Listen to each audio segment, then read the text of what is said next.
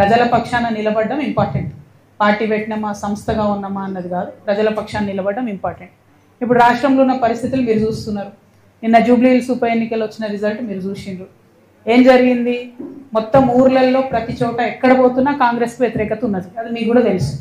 అంత వ్యతిరేకత ఉన్నా అన్ని వేల మెజార్టీతో కాంగ్రెస్ పార్టీ ఎట్లా గెలిచింది, ఎందుకు గెలిచింది అంటే అనుకున్న స్థాయిలో ప్రతిపక్షమైనటువంటి బీఆర్ఎస్ అందుకొని పనిచేయలేకపోతుంది అన్నది క్లారిటీగా అర్థమవుతున్నది.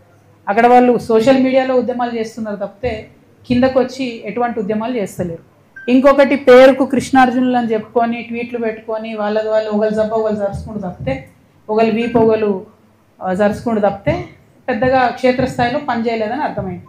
ఇలా చాలా కుట్రలు కూడా జరిగినాయి అనుకోండి జూబ్లీ హిల్స్ ఎన్నికలలో. అవి సమయం సందర్భం వస్తే తప్పకుండా అవి కూడా చెప్తాం.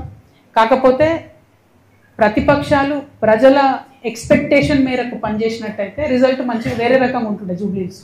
సో ఆ ఎక్స్పెక్టేషన్కి తగ్గట్టుగా వాళ్ళు పనిచేస్తలేరు.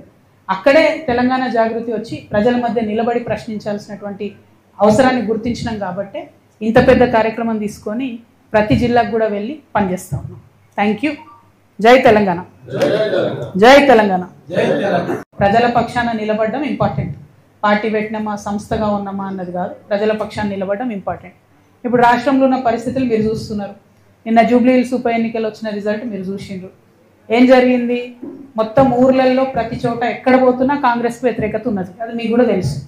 అంత వ్యతిరేకత ఉన్నా అన్ని వేల మెజార్టీతో కాంగ్రెస్ పార్టీ ఎట్లా గెలిచింది, ఎందుకు గెలిచింది అంటే అనుకున్న స్థాయిలో ప్రతిపక్షమైనటువంటి బీఆర్ఎస్ అందుకొని పనిచేయలేకపోతుంది అన్నది క్లారిటీగా అర్థమవుతున్నది.